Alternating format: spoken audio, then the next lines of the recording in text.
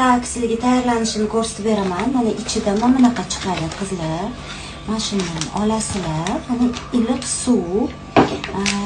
suvga endi kimdir issiqqa ichadi, kimdir sovuqqa ichadi.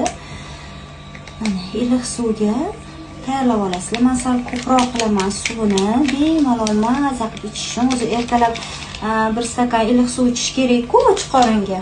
Mana mana shunaqa tayyorlab olaman. Voy. Apelsinning hidi chiqib ketdi qizlar. Вообще приятный hid chiqdi. Yaxshilab aralashtirib olasizlar. Anaqa. Men bularni yaxshilab eritib olish kerak-da.